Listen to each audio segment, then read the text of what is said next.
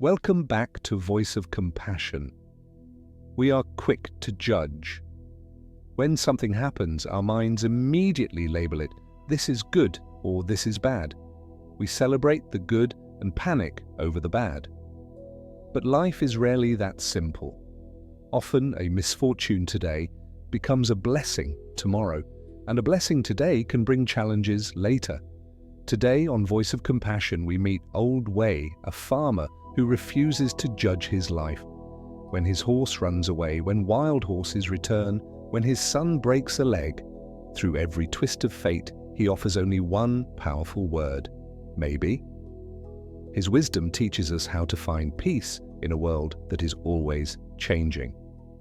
Open your heart and let's listen to the story of The Power of Maybe. Story 13, The Power of Maybe, Part 1, The Horse Runs Away, plus The Wild Horses Return.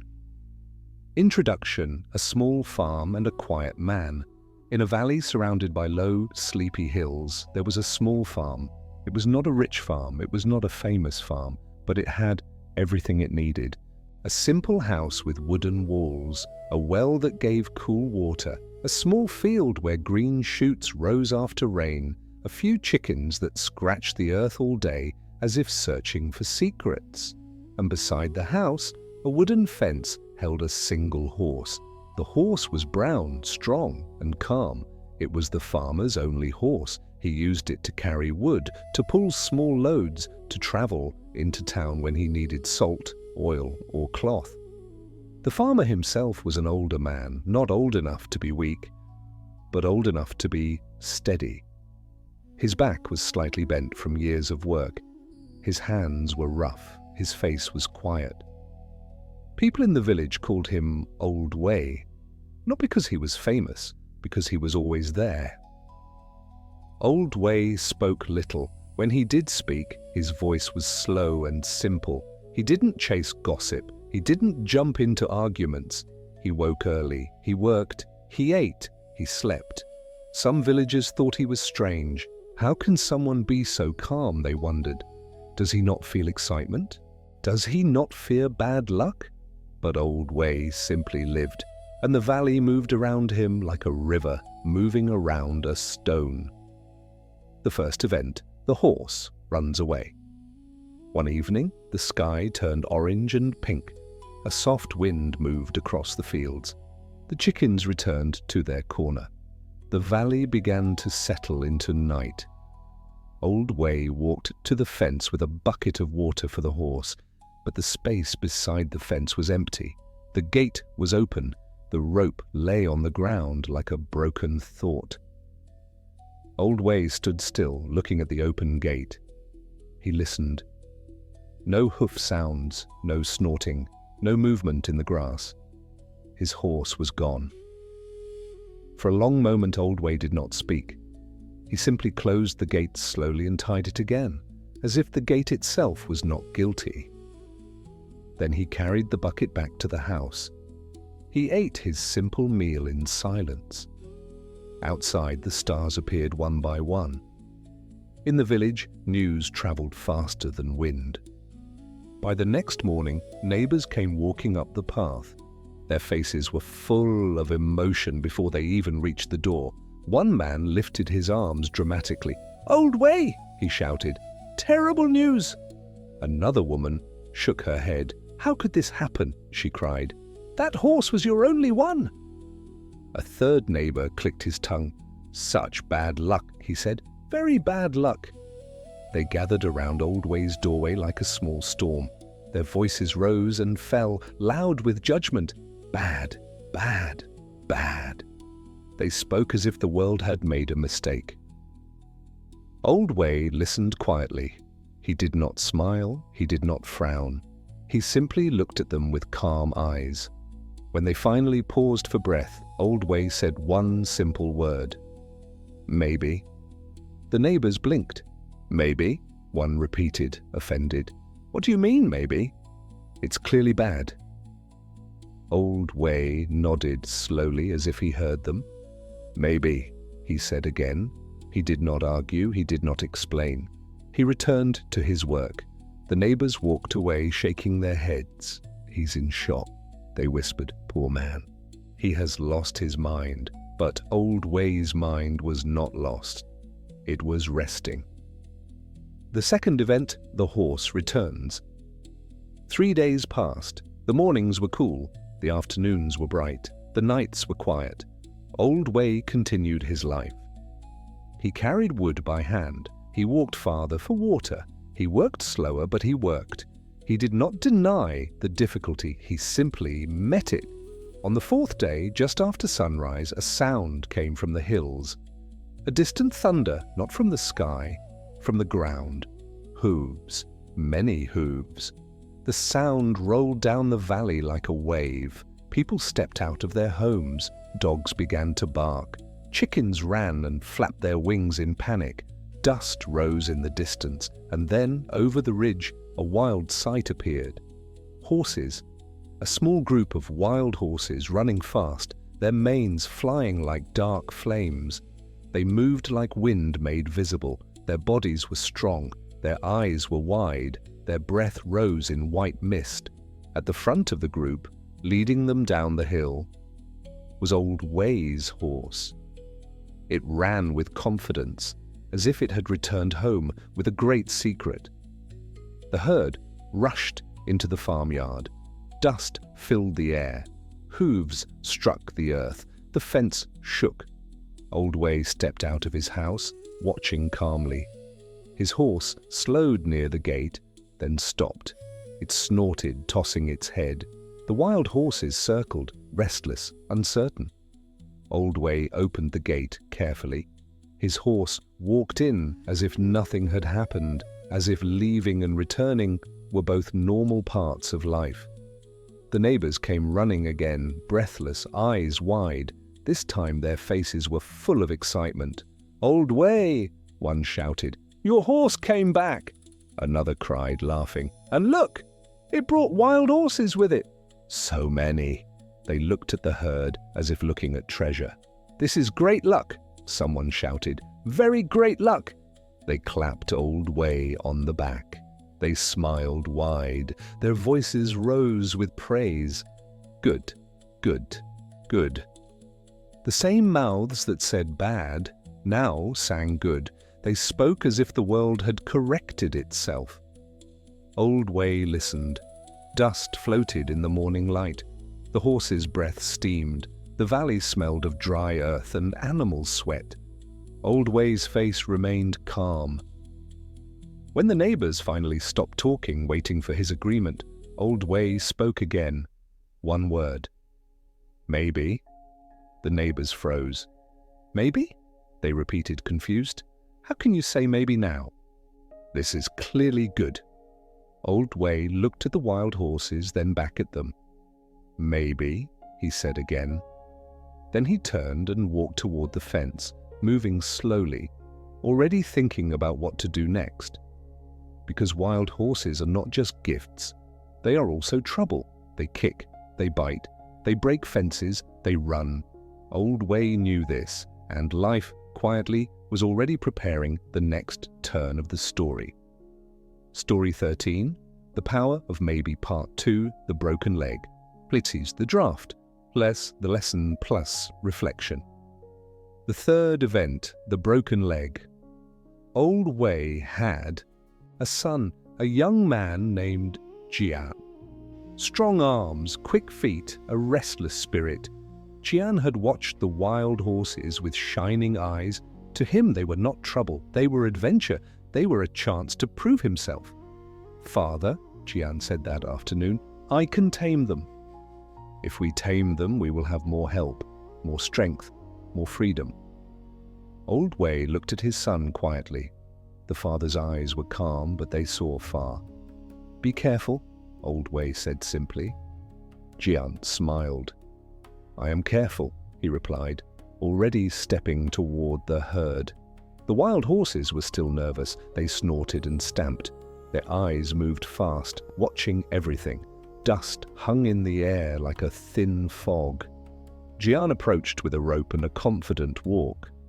He tried to guide one horse toward the fence. The horse pulled away. Jian tried again. He moved faster, trying to show power.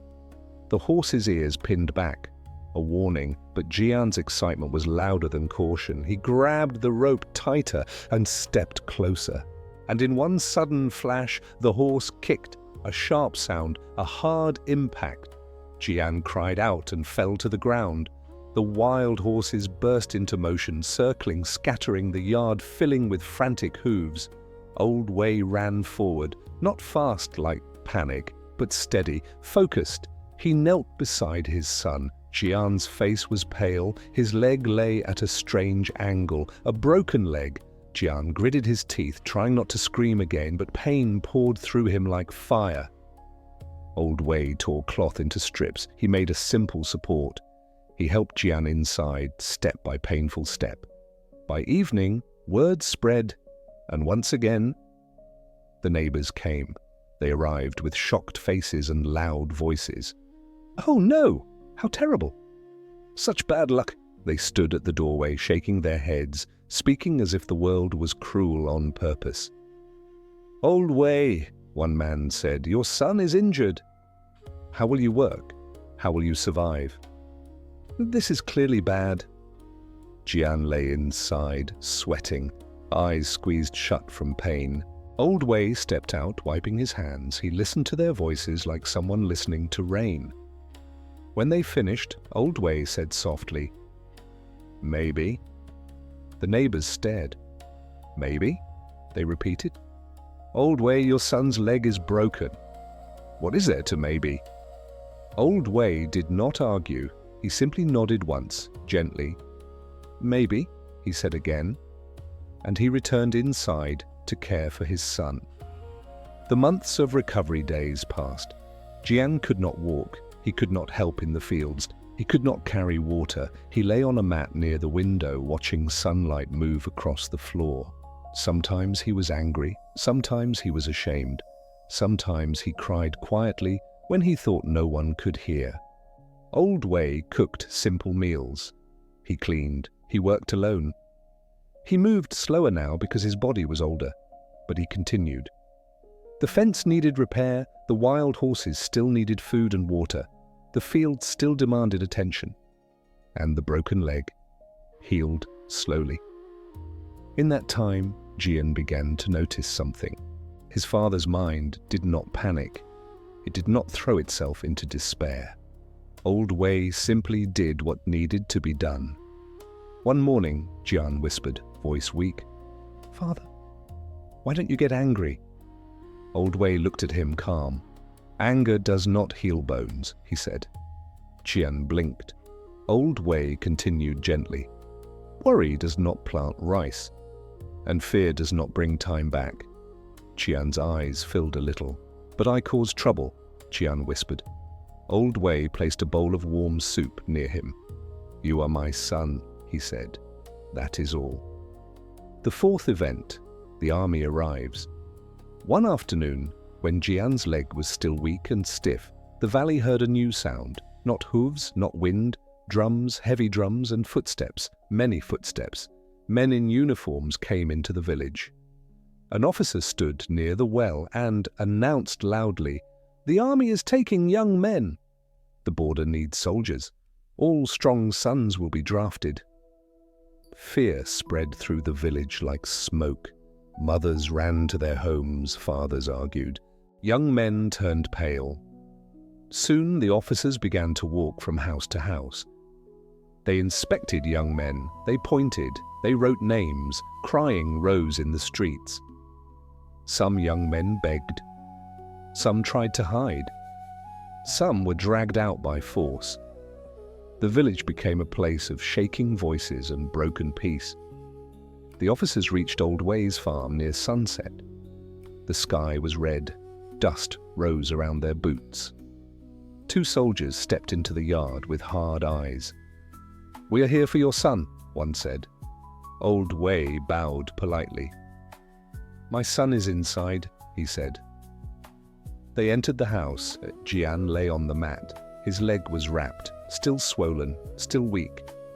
He tried to sit up, but pain pulled him back. The officer looked down at Jian with cold attention. He uncovered the leg and pressed lightly. Jian cried out. The officer frowned. "This one is injured," he said. He stood and stepped back. "He cannot march," he said. "He cannot fight." The soldiers turned to leave. Old Wei bowed again. "Safe journey," he said quietly. The soldiers left the farm and moved on to the next house. Outside, the village continued to cry. Young men were taken away. Parents held empty doorways, and Jian stayed. Jian stared at his father, stunned. His broken leg, this thing that felt like a curse, had just saved his life. Jian's breath shook. He whispered, "Father." Old Wei looked at him softly. Jian could not find the right words. He only said, voice trembling, "It was good that my leg broke." Old Wei nodded gently. "Maybe," he said. Jian almost laughed through tears. "Father," he said, "now you can't say maybe." Old Wei looked out the window where the last light of day touched the hills. Then he spoke slowly. "The lesson.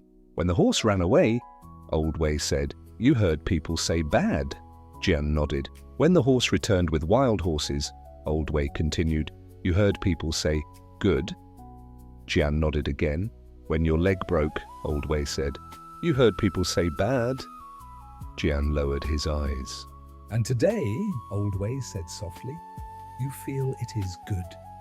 Jian swallowed. Old Wei's voice remained calm, steady, kind. "My son," he said, "life is long, and our eyes are small." He touched his own chest lightly. "We see one moment," he said, "and we judge it quickly." He paused. "But the next moment comes and changes the meaning." Old Wei looked at Jian with quiet warmth. "So I say maybe," he said, "because I do not know the whole story yet." The room became very still. Jian listened as if hearing a new language. Old Wei continued. "Today you are spared," he said. "Tomorrow another challenge may come." He nodded toward the yard outside. "The wild horses can become useful," he said, "or they can break the fence again." He gave a small smile. "Even the sun that warms the field can burn it." Jian's eyes filled with tears, not only from fear, but from relief, because he suddenly felt the weight of constant judgment lifting. He did not have to label everything. He did not have to panic at every change. He could breathe and say maybe, not as helplessness, as wisdom. Reflection. And now, dear listener, this story is simple, but it is deep, because our minds are like the neighbors, fast, loud, certain, good, bad, good, bad. We judge before we understand. We react before we see. We rush to name life as if naming it gives control. But life is bigger than our labels. A loss can become a doorway. A delay can become protection. A mistake can become a teacher. And what looks like luck today may become trouble tomorrow. So what can we do? We can soften our grip. We can breathe. We can let the story unfold. Maybe is not weakness. Maybe is space. Maybe is patience. Maybe is trust.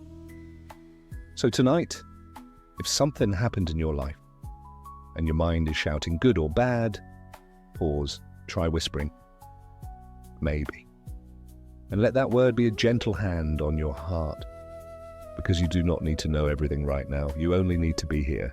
Rest now. Let life move and meet it with a calm mind. One maybe at a time, the end. And so Old Wei remained calm while the world rushed to judge. This story reminds us that life is a long, unfolding journey. Our vision is limited. We only see one piece of the puzzle at a time. By letting go of our quick judgments, our need to label everything as good or bad, we find a deep inner freedom. We learn to trust the flow of life, knowing that we don't need to know the whole story right now. Thank you for walking this path with voice of compassion. If this story helped you find a little patience today, please share it with someone who might be struggling with change. Trust the journey. Goodbye.